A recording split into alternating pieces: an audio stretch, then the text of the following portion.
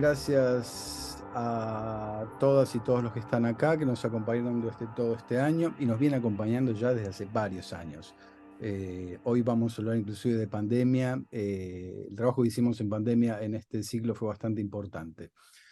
Gracias entonces fundamentalmente al Centro Cultural de la Ciencia y al Ministerio de Ciencia y Tecnología de la Nación por abrir este espacio libre, público y gratuito y no académico, algo que consideramos fundamental, ¿sí? No académico, son saberes que salen, digamos, de la academia y se hacen públicos y se cruzan con distintas formas de ejercer conocimiento y fundamentalmente en este ciclo lo que trazamos puentes es entre el conocimiento científico y el conocimiento artístico del lado del campo del arte contemporáneo.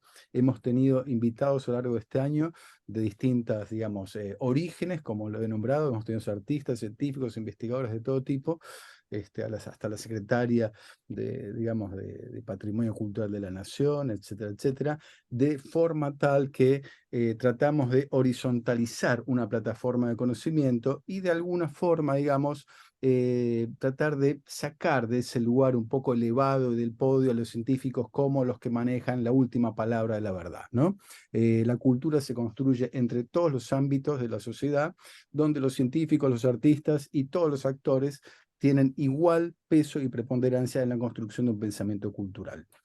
Es para mí un gran honor haber hecho esto y cerrar este ciclo con Diego Comerci, que es un investigador de excelencia, como llamamos en la ciencia. No pocos son excelentes. Diego es uno de ellos. El padre de Annette era uno de ellos también, obviamente, el gran doctor Jarrot. Nos llena de orgullo.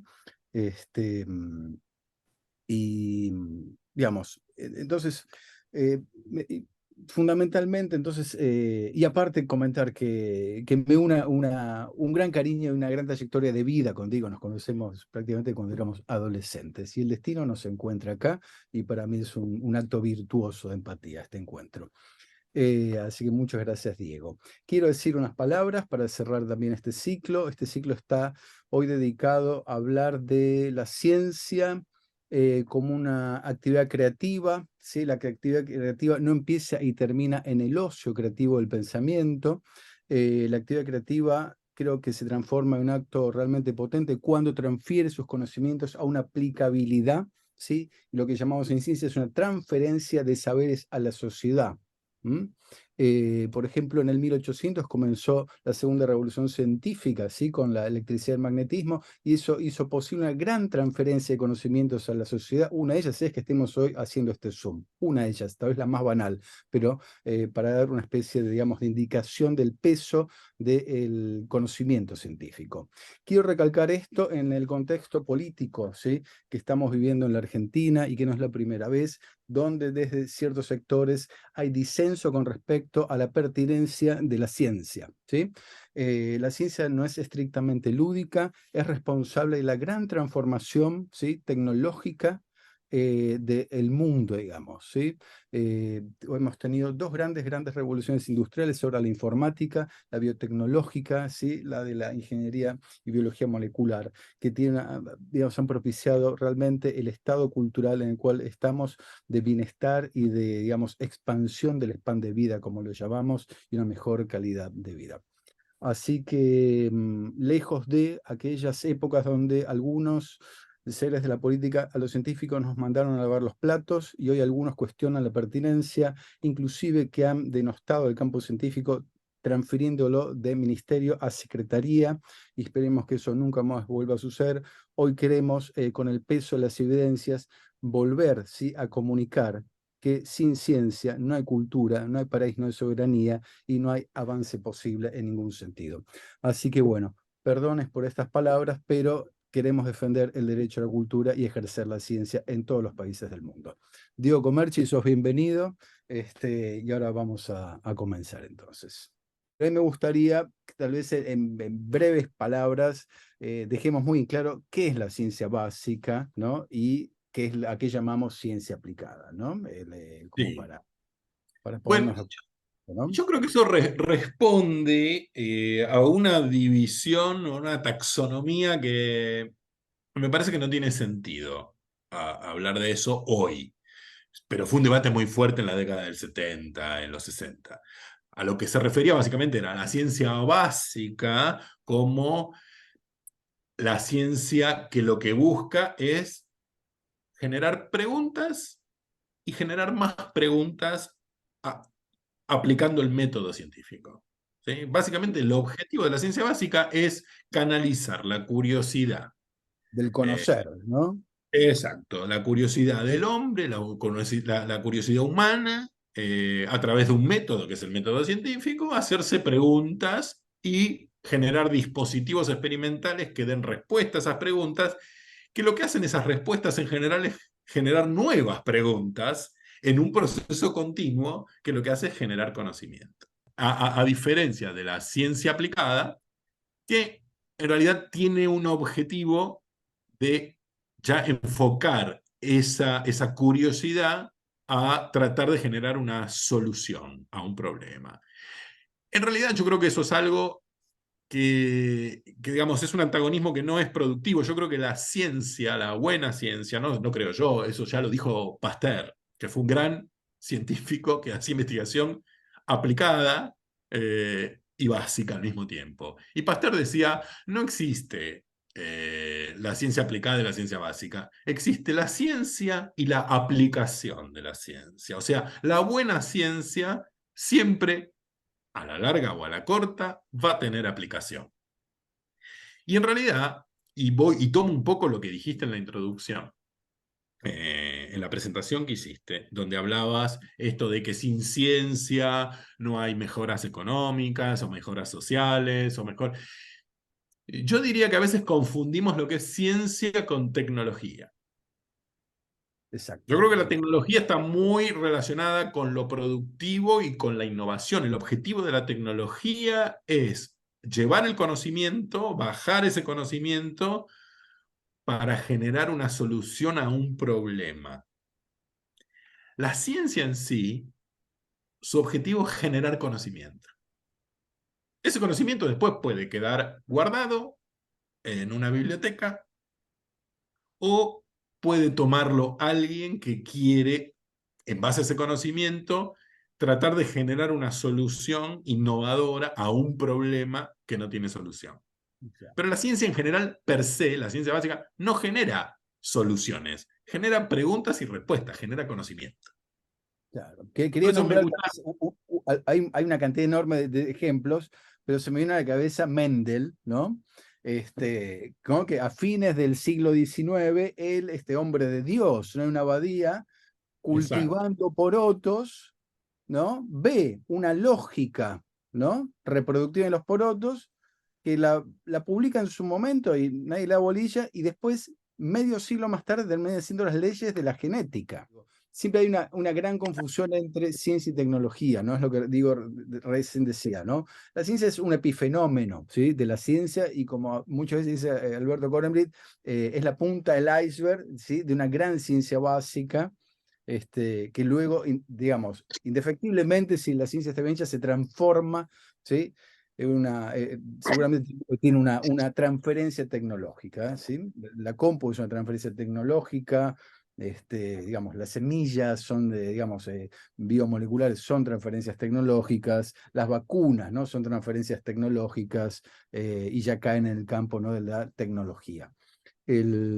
Así que ya entonces digo, si te parece, hablando un poco de esta transferencia de ciencia básica a tecnología y tal vez esta un poco caducidad, ¿no? De este binomio, porque también cuando a los científicos se nos pide, digamos, que presentemos un proyecto para un subsidio, un financiamiento, todas las instituciones, CONICET fundamentalmente, piden, ¿sí? Que el investigador, por más que estudie algo muy lejano de la aplicabilidad, plantee las perspectivas de transferencia a la sociedad. Sí, Siempre, es sí, mandatorio, ¿no? así es. Digamos, a ningún científico se le va a subsidiar ningún proyecto que no tenga a mediano y largo plazo un pensamiento de transferencia a la sociedad. Entonces, ya metiéndonos con esto, digo, ¿qué te parece si vamos un poquito a esta cuestión, ¿no? Digamos, estas transferencias eh, que, que están, digamos, en tu mano, ¿no? En tu mano.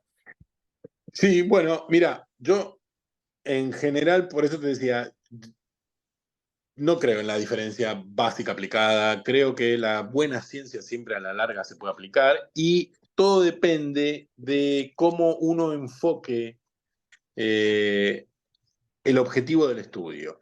Yo podría decirte que siempre por la formación, básicamente que mamé un poco de la gente con la que me formé, Ugal, de Frash, todo ese grupo de gente, estaban siempre muy apuntando a generar conocimiento, pero que tenga un impacto importante en la economía o en la sociedad nuestra.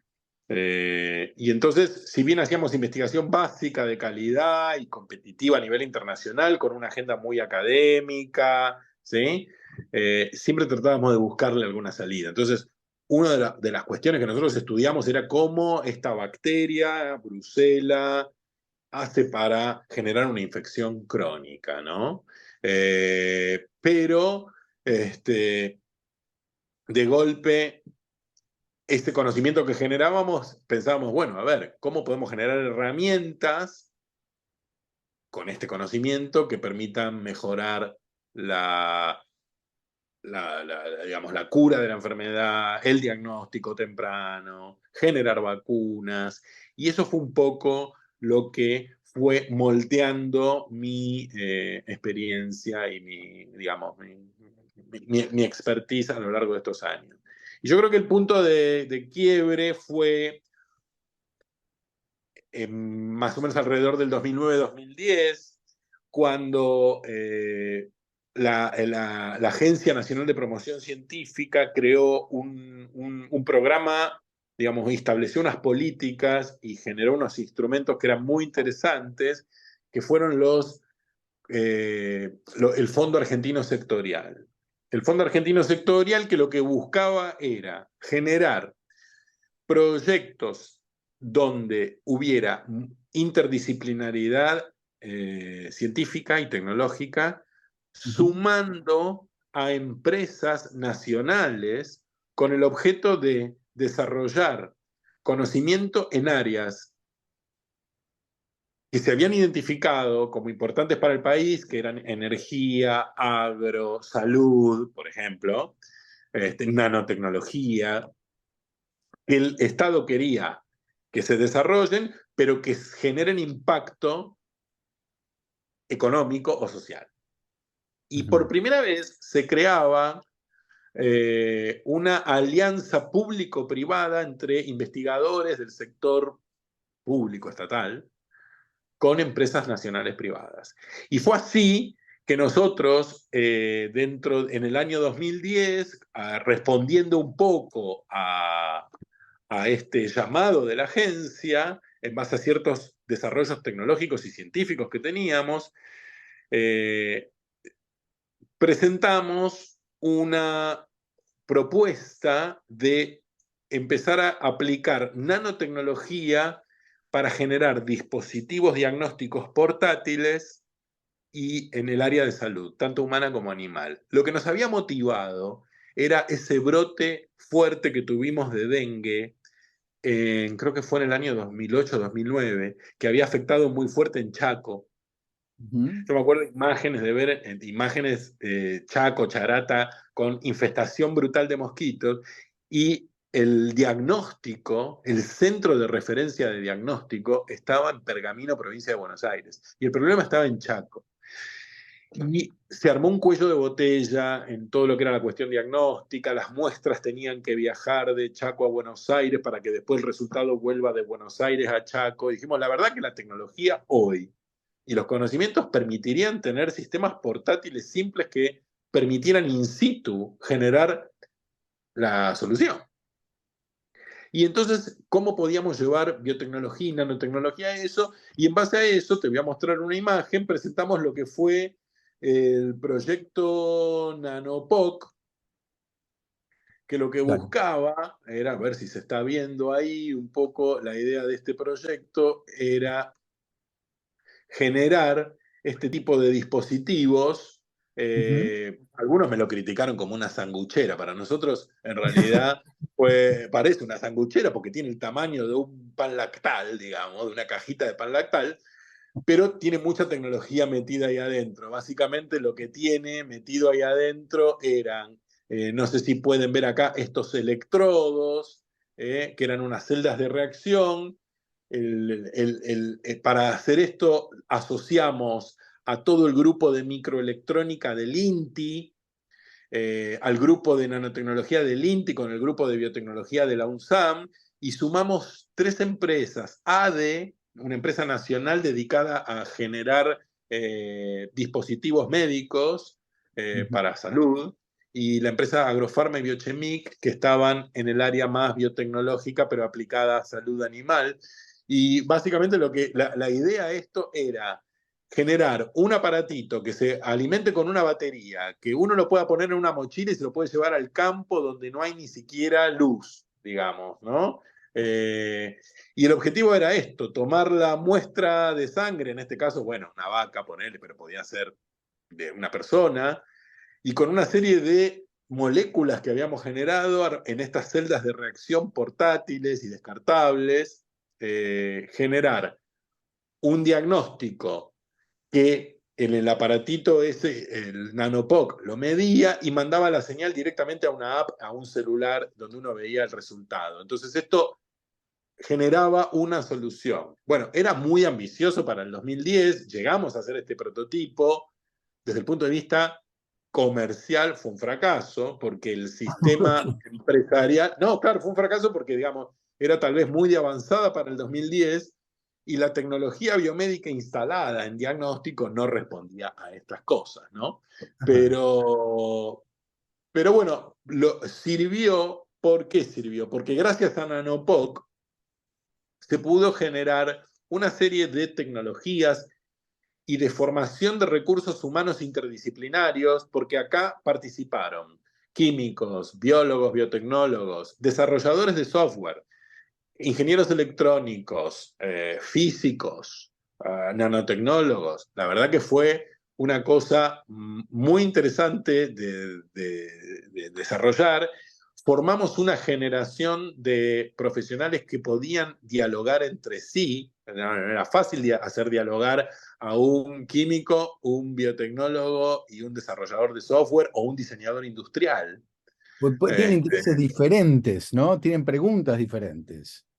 y modos de abordar. Mira, para que veas, durante 6 meses el proyecto estuvo parado a la muerte, no había resultados, y había una disputa brutal entre los ingenieros electrónicos y los biotecnólogos, porque los ingenieros electrónicos decían: el aparato funciona bárbaro, lo mandaban para el laboratorio de los biotecnólogos, hacían las pruebas y decían: no funciona, no mide, no mide, no mide.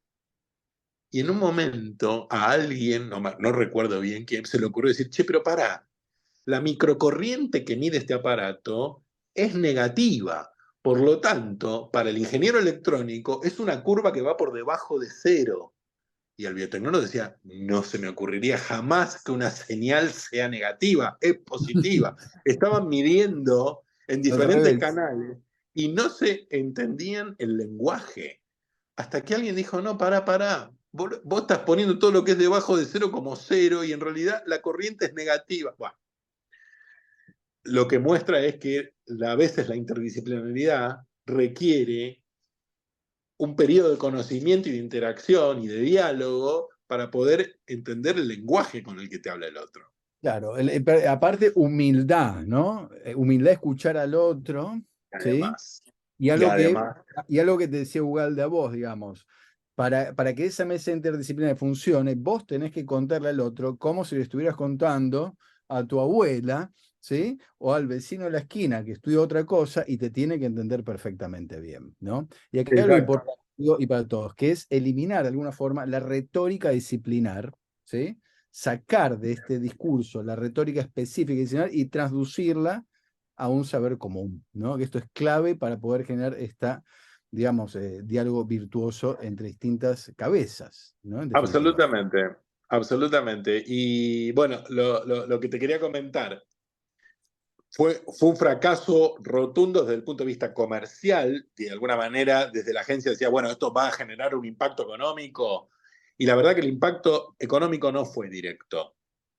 Pero a partir de este proyecto se diseñaron y desarrollaron un montón de tecnologías que después fueron impactando en creación de otro tipo de empresas, ¿viste?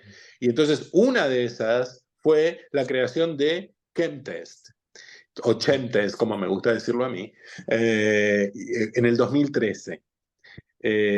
Y básicamente Chemtest surge gracias a que habíamos desarrollado un montón de moléculas y tecnologías para la plataforma Nanopoc.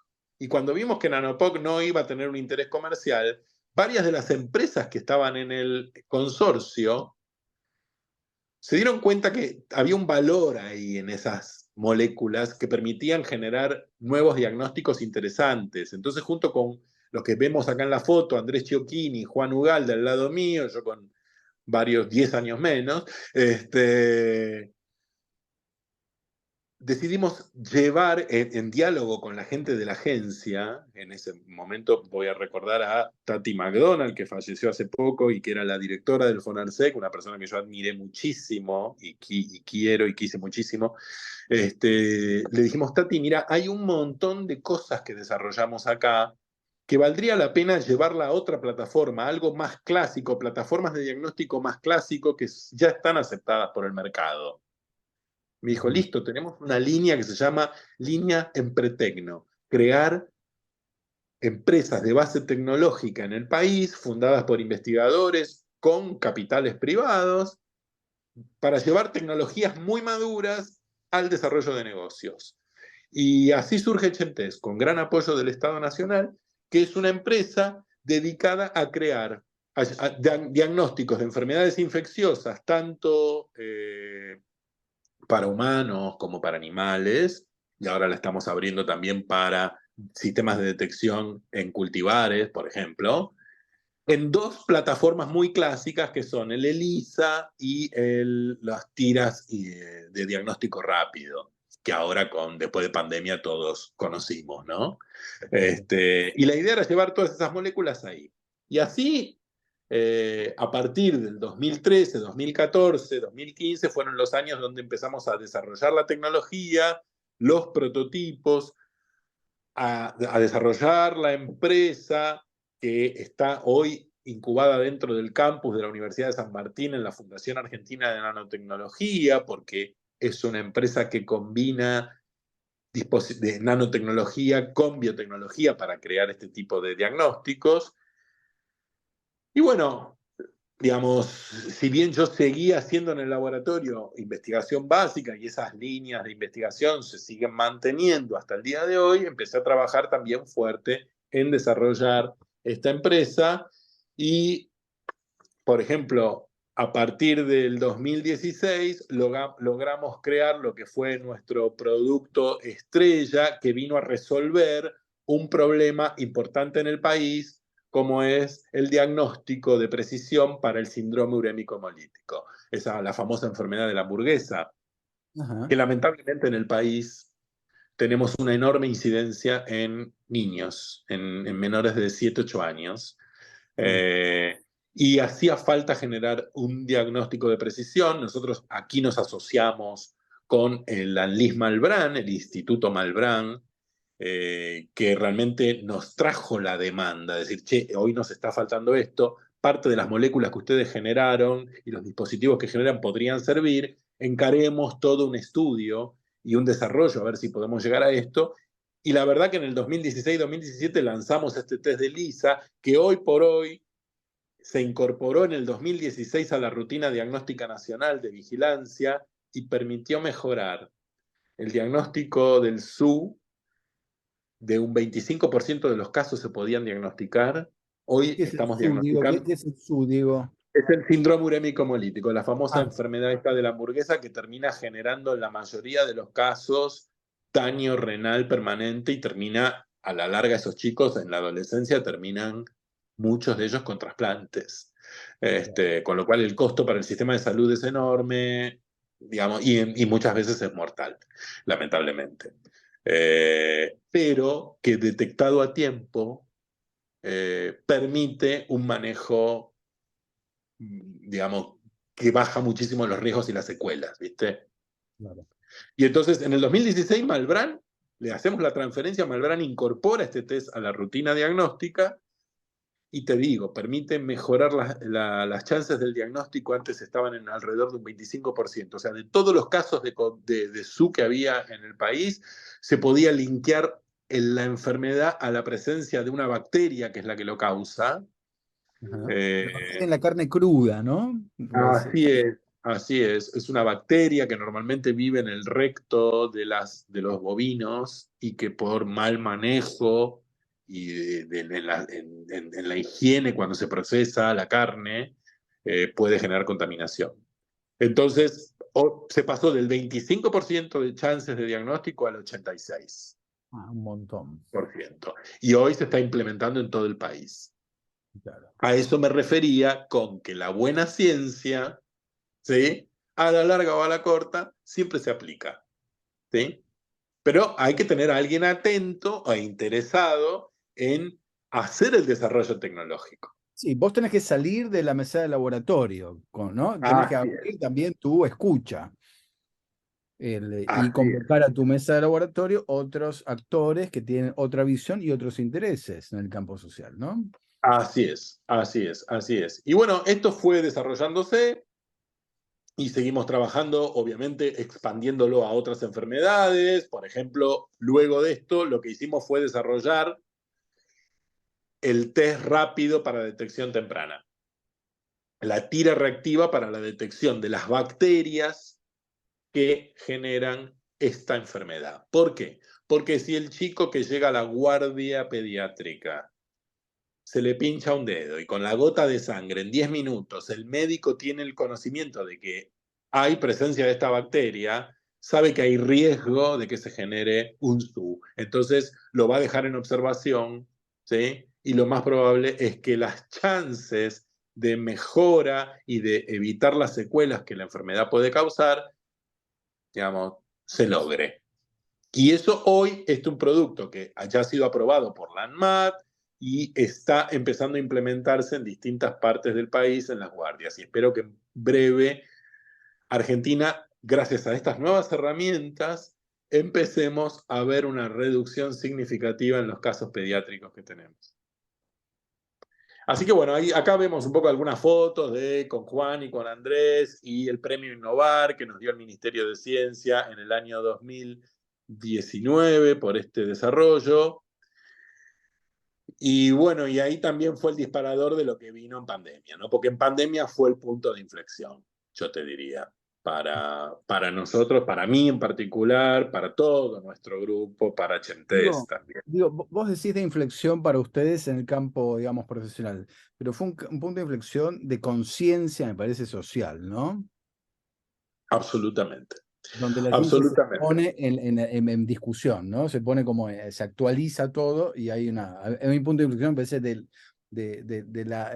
la relación de la sociedad con la ciencia y la sociedad que le pide a la ciencia todo en ese momento, ¿no?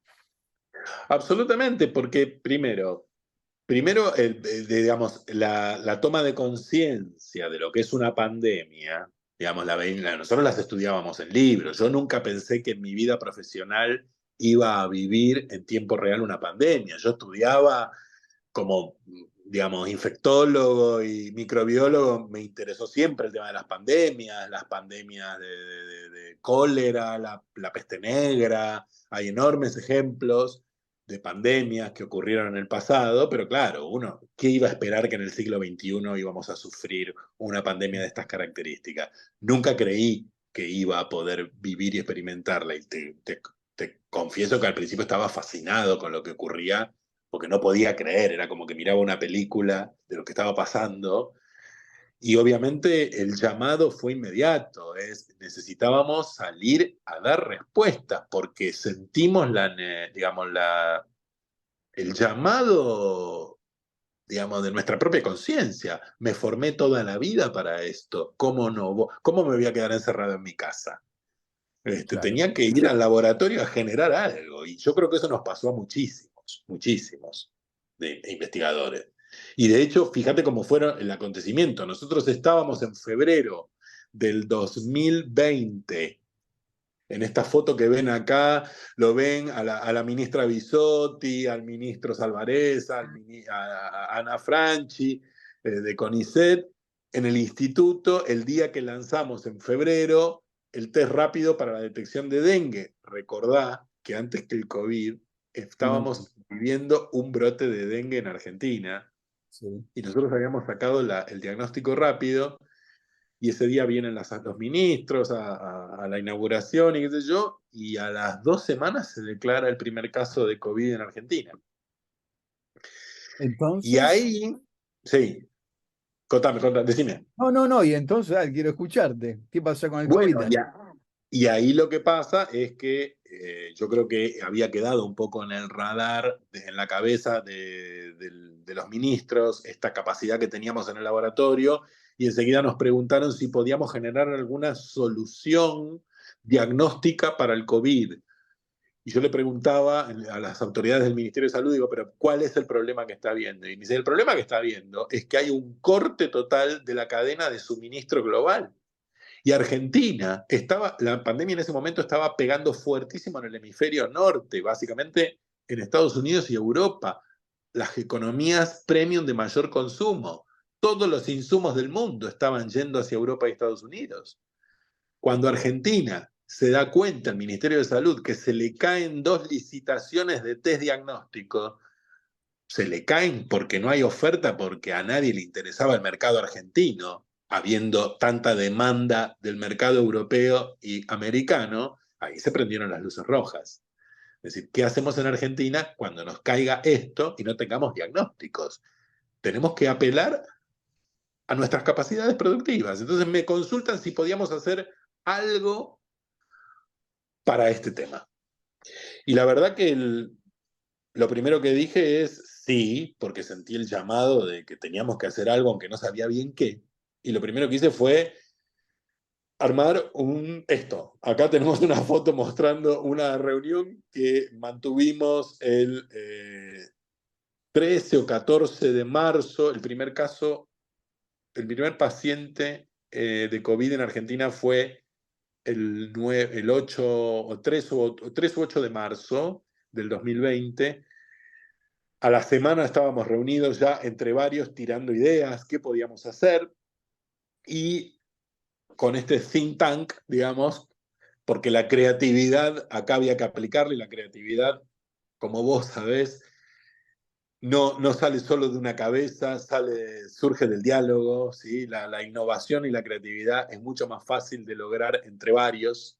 Ahí nos ves a todos embarbijados discutiendo qué posibilidades teníamos, y ahí surgió la idea de hacer un test rápido, portátil, con la idea que teníamos ya del 2010 del Nanopoc, y que se puede implementar en cualquier parte del país, aunque incluso en áreas rurales donde no hubiera Nada.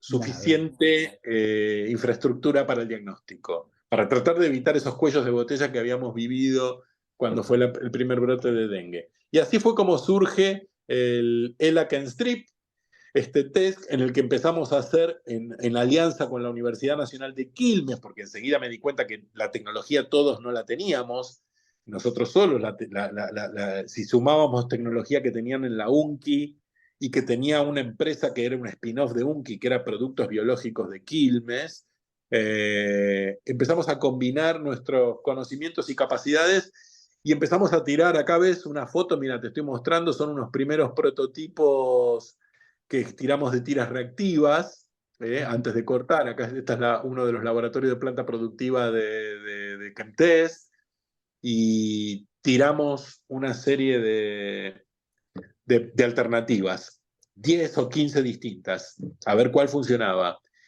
Ya teníamos el compromiso del gobierno que nos iba a apoyar económicamente para poder llevar esto a un desarrollo rápido con capacidad de producción, ¿no? Digo, ¿y el gobierno les pide un deadline? ¿Les da un deadline como eso? ¿O ustedes Sí, trabajan sí, con sí, quién sí. llaman? El 20 de marzo nos dan la financiación y nos dicen que esto tiene que estar listo para mayo. Marzo, abril, mayo. Sí, en 45, no más de 60 días tenía que estar listo. El 13 de abril tuvimos el primer resultado. Y el primer resultado mostró que los 13 prototipos funcionaron. Solo había que elegir el mejor. Y ahí yo creo que me volvió un poco el alma al cuerpo, y porque hasta ese momento me había tirado a una pileta, a un precipicio, no sabía dónde me tiraba, no sabía si había fondo, pero le dije a los ministros y a la presidencia, sí, lo vamos a hacer y lo podemos hacer, pero viste, siempre la incertidumbre Y existe. es investigación, digo, no, no, no, es de Exacto, error. exacto. Teníamos mucho conocimiento, mucho background de cosas que conocíamos, pero esto era un virus nuevo que no conocíamos. No sabíamos si nos iba a funcionar lo que ya sabíamos hacer. Por suerte funcionó. Y bueno, y ahí empezaron los primeros prototipos, acá ves las primeras tiras reactivas que cortamos para COVID-19, para hacer unas evaluaciones, obviamente con apoyo del Ministerio de Salud y el Instituto Malbrán, y funcionó todo muy bien, generamos un test muy bueno. Acá les mostrar un poco para que vean esta película que armó la gente de comunicación de UNSAM, que muestra un poco esto, la alianza que armamos entre UNSAM y la Universidad Nacional de Quilmes, y los objetivos, que era buscar un test que permita diagnosticar la presencia del virus con altísima performance diagnóstica, o sea, muy alta sensibilidad, muy alta especificidad y capacidad productiva. Empezamos con una capacidad productiva de 80.000 test por mes, y después llegamos a más avanzada la pandemia a 120.000 test por mes, que empezamos a distribuir entre, digamos, distintos actores, tanto público como privado, y en distintas partes del país. Esta es la caja del test. Ahí ves que muestra, bueno, en desarrollo con la Universidad de Quilmes, la Universidad de San Martín y las dos empresas, Chemtest y Productos Biológicos, que eran los que nos permitían, gracias a estas dos empresas, que habían fundado investigadores de Quilmes, investigadores de UNSAM, llevar ese conocimiento no solo a un prototipo, sino a algo que permita producir y abastecer, bajo normas de calidad aprobadas por ANMAT. ¿Sí? Ahí tenés la diferencia entre ciencia y tecnología. ¿Sí? Claro. Y bueno, acá un poco para que se vea un poco del test, era un test bastante interesante porque si bien permitía hacer un diagnóstico molecular, como el hisopado famoso de la PCR, no necesitabas comprar un equipo que en ese momento estaban tasándolo en 50 y hasta $70.000 para PCR, porque así es el capitalismo, cuando hay necesidad y hay alta demanda, aumenta el precio. Esto con una tira reactiva que detectaba la presencia del virus, del material genético del virus, ya no tenías necesidad de contar con un amplificador, digamos, con un aparato de real-time PCR que costaba carísimo y que había en ese momento solo 50 disponibles en toda la red diagnóstica nacional, Claro. en todo el país. Así que esto se pensó para dar soporte a las áreas donde no había equipamiento suficiente. Y así fue como funcionó. Acá podemos ver fotos de investigadores y técnicos y operarios, tanto de UNSAM como de Chemtest, que, digamos, trabajando en plena pandemia para la producción de los test, cortando las tiras. Y bueno, básicamente fue un trabajo a contrarreloj muy intenso, pero que nos permitió, digamos, aportar una solución. Y esto no lo hicimos solo nosotros, ¿eh? Esto lo hicimos nosotros, pero lo hizo también la gente de NeoKit, también una empresa de base tecnológica surgida de investigadores del Instituto Milstein y de la Fundación Casará. Lo hicieron investigadores del Instituto Leluar, que desarrollaron test diagnósticos inmunológicos, o sea que hubo gran respuesta. El Instituto de IBR de Rosario también salieron a dar soporte. Si en el año 2020 hubo diagnóstico de COVID en Argentina, fue gracias a el aporte de empresas de base tecnológica y de investigadores argentinos que salieron a producir, a llevar el conocimiento, en un momento en que el mercado no nos abastecía. Y bueno, y nada, y a partir de ahí, acá ves una foto de todo, en este caso, muchos de ellos estudiantes de biotecnología de la UNSAM, empleados por Chentes para salir a producir y a distribuir por todo el país. Llegamos a una gran cantidad de provincias, acá ves gente cargando las camionetas que mandaban los municipios para los hospitales, bueno, ahí ves, qué sé yo, Secretaría de Salud de Escobar, también por varias partes del país se llevaron los test, incluso en un momento, en este caso vemos investigadores de UNSAM haciendo un entrenamiento de bioquímicos en el Sanatorio Güemes para enseñarles cómo funcionaba el test. Sanatorio Güemes usó estos test durante todo el 2020 porque no tenían la plataforma robotizada que tenía, dependía de insumos importados a los que no llegaban. Claro. Así que ahí, acá en el mapa ves un poco todos los 40 y pico, 48, 50 centros en todo el país en donde se usaron los test durante todo el 2020 y 2021. Y este ejemplo me parece que es el más lindo porque era el que nosotros soñamos ese día de marzo, donde había que aplicar esto. Esto era una situación que se generaba en la frontera argentino-boliviana, en Aguaray, para que los camiones que llevaban mercadería de un país a otro pudieran cruzar, necesitaban un test de, digamos, mostrar que tenían un hisopado libre. El problema era que se hisopaba a los camioneros que quedaban en la frontera en Aguaray, y esos hisopos hacían 5 horas y media de viaje de vuelta hasta Salta Capital, que era donde estaban las capacidades diagnósticas, que estaba saturada porque tenía que dar respuesta no solo a toda la población de Salta Capital, sino de toda la provincia. Y esto generaba un campamento de camioneros que tardaban 15, 20 días en esperar el resultado y que todos acampaban con las mercaderías en la frontera. Hasta que nos contacta alguien de ahí de Aguaray y nos dice, yo soy bioquímico, sé hacer un test, pero no tengo laboratorio, pero creo que el test de ustedes me puede servir porque tengo una pequeña salita de primeros auxilios donde lo puedo montar. Y le hicimos un entrenamiento vía Zoom y bueno, y gracias a eso le mandamos los test y se restableció el tráfico comercial entre Argentina y Bolivia hacia fines del 2020, ¿no? Bueno, a mí esto me ponía muy orgulloso porque digo, estas eran las situaciones que yo había pensado que podía pasar si había una saturación de los centros de diagnóstico en el país. Y por eso pensamos un test adecuado a eso.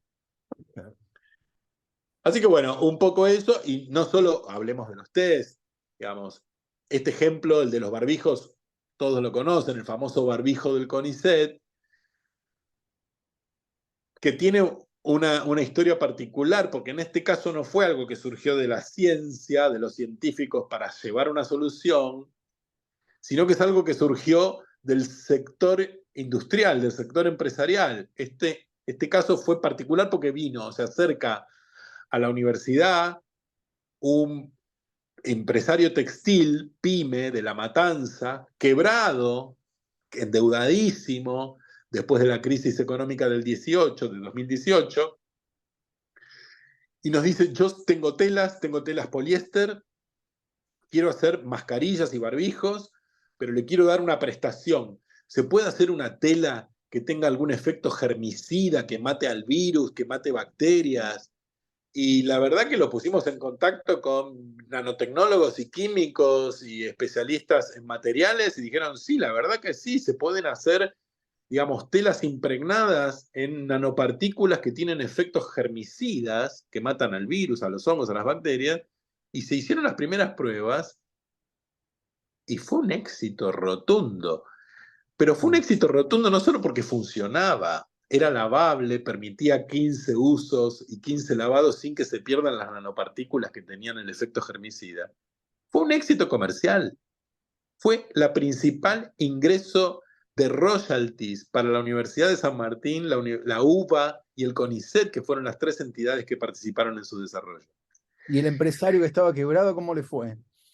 El empresario que estaba quebrado hoy es un empresario textil que tiene 5 o 6 empresas más y que lo maravilloso es que entendió que es un negocio la economía del conocimiento y nos viene a demandar hoy nuevos desarrollos. Por ejemplo, me dice, ahora quiero hacer camisetas de algodón inteligentes, por ejemplo, que me proteja de los rayos UV cuando hago deportes, o que tenga un repelente impregnado para que no me piquen mosquitos cuando voy a pescar, o colitas del pelo que espanten a los piojos. Y podemos hacer eso. Y eso hoy los nanotecnólogos de la UNSAM lo están desarrollando junto con él. Entonces, yo creo que cuando te dije el punto de inflexión, no fue solo para la ciencia, fue para toda la sociedad, porque los empresarios también empezaron a comprender el valor que tiene el conocimiento, el valor que tiene la ciencia nacional, el desarrollo tecnológico nacional,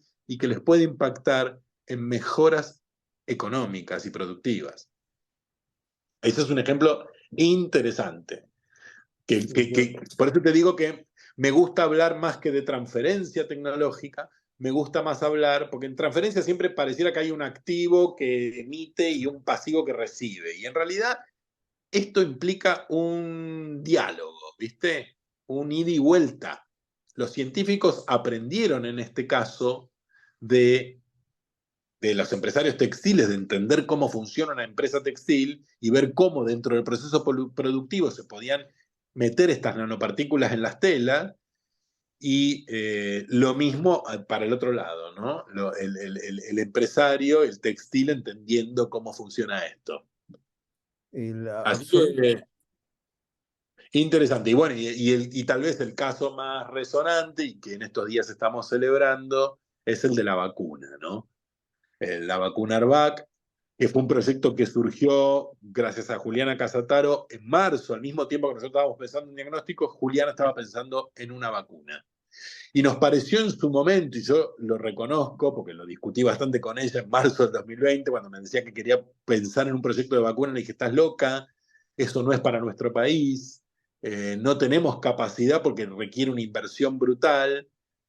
Pero Juliana inteligentemente empezó a pensar en otra cosa. Dijo, ok, sí, seguramente las grandes multinacionales de la farmacéutica van a salir con una vacuna antes que lo que podamos hacer desde Argentina.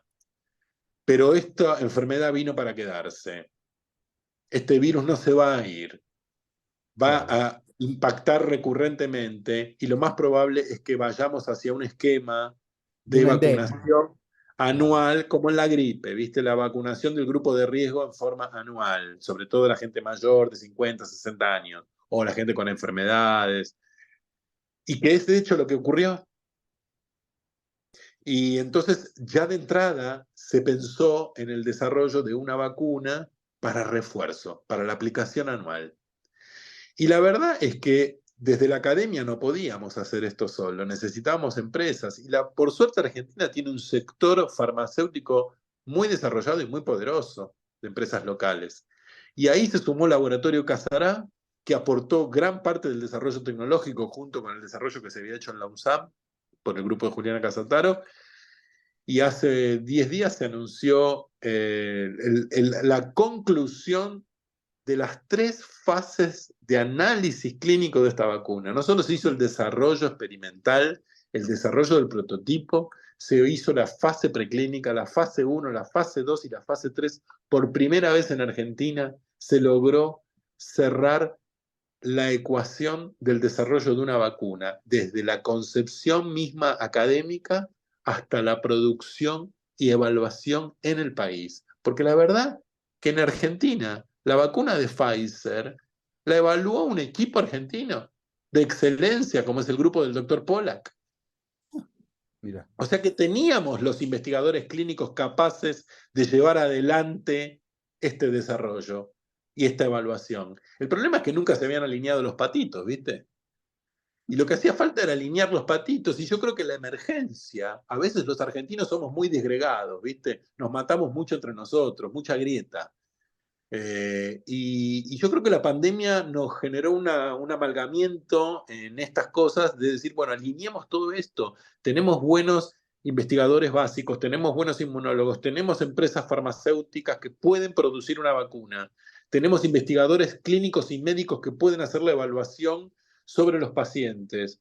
Solo falta alinearlo. Y ahí fue un rol central el de la agencia, ¿no?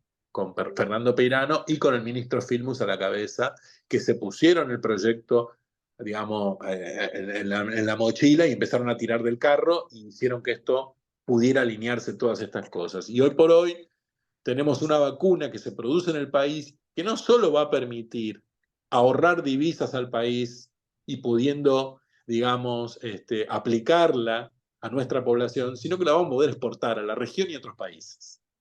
Y entonces esto para mí es un camino que no tiene retorno. Esta conversión que ocurrió en los investigadores que participaron en este proyecto va a hacer que esto ahora genere nuevos proyectos y nuevas vacunas. Bueno, acá vemos, mira, justamente para ponerlo un poco en contexto, ahí está Juliana Casataro explicándole en ese momento al presidente de la Cámara de Diputados, Sergio Massa, actual candidato a presidente y ministro de Economía, en el laboratorio, ahí estoy yo, le estamos explicando un poco lo que estábamos haciendo en 2020, los diagnósticos y las vacunas, explicándole a Sergio Massa que estaba interesado en saber qué era lo que estábamos haciendo. Diego, Julia es, ella es, digamos, egresada de qué universidad.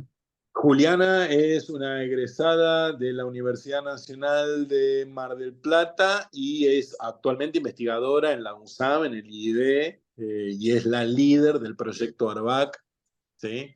Así que, nada, le ha dejado estos 3 años el alma y la vida en este proyecto porque, digamos, yo a veces digo, somos perros de presa, ¿viste? Los investigadores. Cuando agarramos la presa no la soltamos más. Y Juliana se puso este proyecto y hasta que no llegó al final no paró. Y en un tiempo como récord, ¿no? Una cosa como... Sí, la verdad que a veces viste, a veces uno escucha gente que dice, bueno, ¿y ahora para qué queremos una vacuna para el COVID ahora? La hubieran hecho en el 2020, el 2021. Mirá, la respuesta es haber hecho desde cero en la Argentina de hoy, en el medio de las crisis políticas y económicas que estuvimos sufriendo en estos años, en 3 años hacer una vacuna que salió desde la formulación en papel hasta la evaluación final y aprobación regulatoria con los mejores estándares mundiales, es algo virtuosísimo para celebrar. No solo por eso, sino porque ya quedó el camino trazado. Y al quedar el camino trazado, sé que van a venir nuevas vacunas. De hecho, ya están empezando a generarse por este mismo grupo, con estos mismos actores, nuevas vacunas que el país va a necesitar. Claro, tiene Entonces, un precedente, ese, genera un precedente inamovible esto. así es, así es, así es. Entonces, viste, es importante,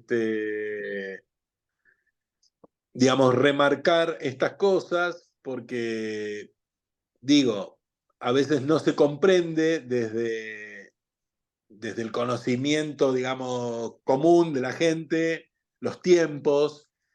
Pero bueno, es importante entender que la ciencia sí genera, acumula conocimientos, pero que los científicos a veces estamos comprometidos, muchos de nosotros, en no solo dialogar con la academia, no solo dialogar con nuestros colegas, con la agenda de la academia o la agenda de nuestros campos de aplicación o de estudio, que el diálogo con el sector social y productivo genera estas cosas, este tipo de proyectos. Mira, te quiero contar un ejemplo más. Y acá es un ejemplo, digamos, que vale la pena porque también muestra el costado humano que tiene la ciencia y que no necesariamente tiene que ver con negocios o con productos o con desarrollo. Yo no sé si has escuchado hace poco el caso de Valentino. Valentino es un chico de 5 años, acá lo ves, totalmente sano, feliz. Esta foto fue tomada hace 3 o 4 meses atrás.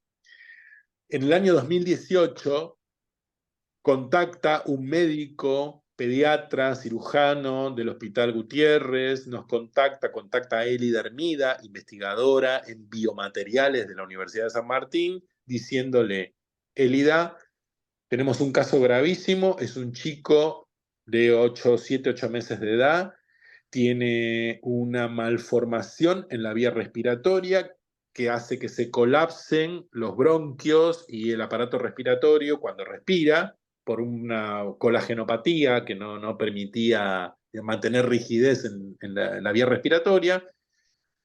Este chico va a intubación y obviamente una intubación en un bebé de 7 8 meses no tenía un pronóstico favorable.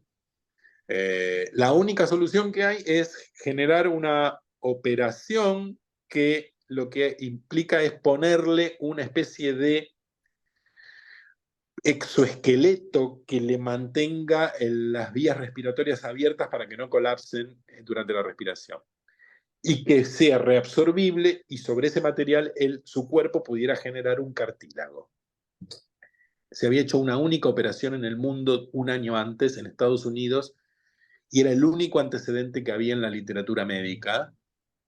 Y este tipo dice, probemos esto, pero necesito desarrollar un exoesqueleto, una especie de scaffold, de estructura que recubra sus bronquios de un material reabsorbible. Eso se puede hacer con una impresora 3D, con un material particular que Argentina no tenía. Y en UNSAM no teníamos. Empezamos a averiguar, Élida se movilizó, empezó a averiguar, un exalumno de la Universidad de San Martín tenía la impresora adecuada con el nivel de calidad adecuado. Se consiguieron los materiales, un material plástico reabsorbible y compatible, biocompatible y biodegradable, y se empezó a trabajar en el desarrollo. Acá ves el exoesqueleto que se desarrolló en el tamaño real según los estudios que se hicieron de tomografía para que tenga exactamente el tamaño y la forma de los bronquios de Valentino en ese momento, un bebé de 6, 7 meses. Se hicieron los dispositivos, todo en esterilidad, se hizo irradiación, cooperó la gente de la Comisión de Energía Atómica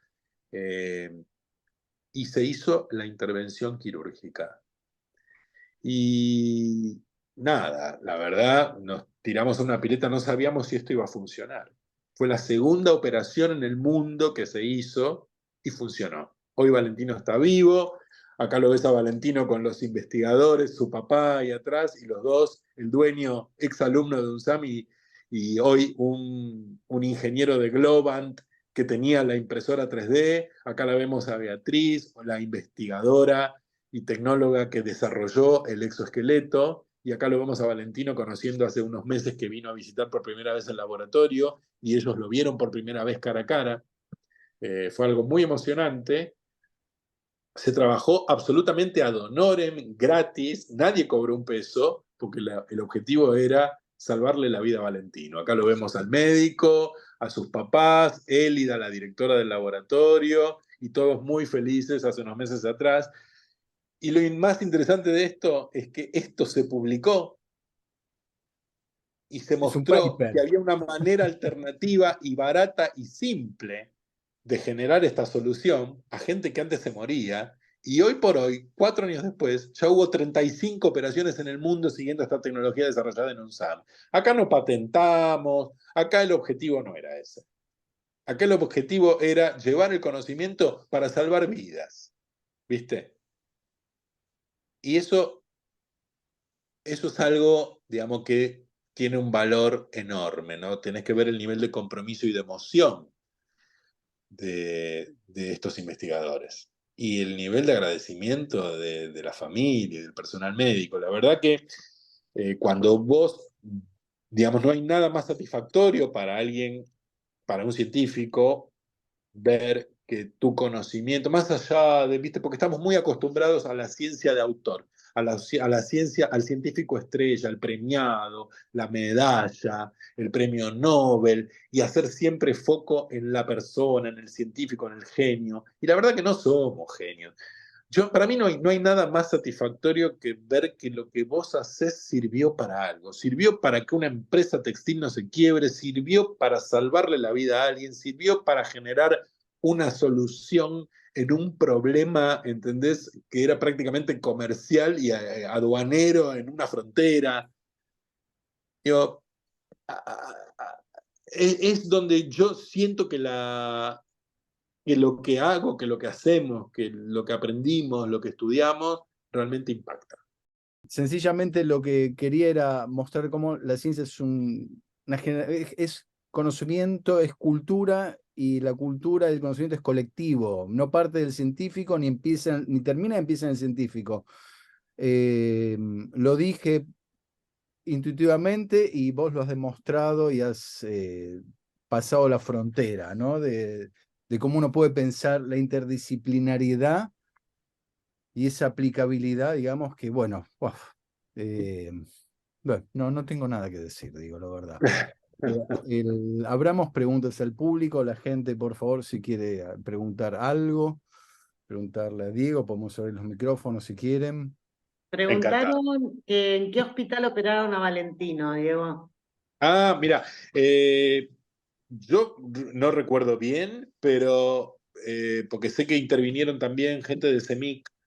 Pero yo creo que todo surgió en el Hospital de Niños, en el Gutiérrez, y creo que después hubo un equipo de CEMIC también que participó, pero la información concreta la tenemos en la web de la Universidad de San Martín. Si visitan la página de la UNSAM, van a encontrar todo el caso relatado, con, digamos, mucho más detalle del que yo di. Pero sí, se hizo acá en Argentina, en Buenos Aires. El médico era del Gutiérrez, del Hospital de Niños, y creo que el CEMIC participó también. Claro. Pero bueno, esto es importante. La innovación viene de un pensamiento interdisciplinario, de tener una cabeza abierta. Y para tener Y una cabeza grupal. abierta, es fundamentalmente una escucha abierta. Así es. Lo primero que hay que aprender para generar conocimiento es a escuchar. Y después uno habla si tiene algo realmente que decir, ¿no? Por eso digo, hay que salir un poco de ese modelo de científico encerrado en la torre, que no dialoga con nadie o dialoga con los 10 tipos en el mundo que entienden lo que hacen. Salir de esa idea del científico estrella y ir hacia un científico en diálogo o en contacto con el entorno, con el medio, con la sociedad, con el sector empresarial, con el sector, digamos, productivo y social. Eso es lo que por lo menos nosotros desde la Universidad de San Martín estamos muy comprometidos en llevar adelante, y creo que estamos también en un punto de inflexión en todo el sistema científico nacional. Yo no estoy negando, a veces esto se entiende como, bueno, no, estos tipos quieren solo desarrollo tecnológico y ciencia aplicada y no ciencia básica. No, señor. La ciencia básica es el semillero, es donde vos generás nuevos conocimientos o generás recursos humanos formados. Pero si no salimos de esa visión individualista del científico estrella, del científico ganador de premios y medallas, no vamos a generar la reconversión que nuestro país está necesitando. Yo creo fuertemente en la economía del conocimiento, creo en la creación de conocimiento aplicado al desarrollo social y económico.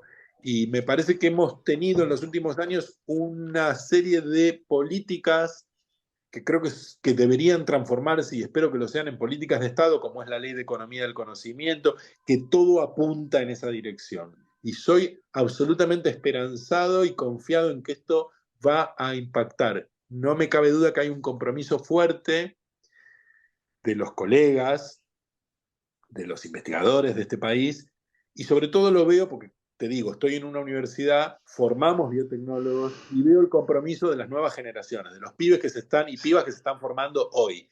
Y todos vienen con esta visión.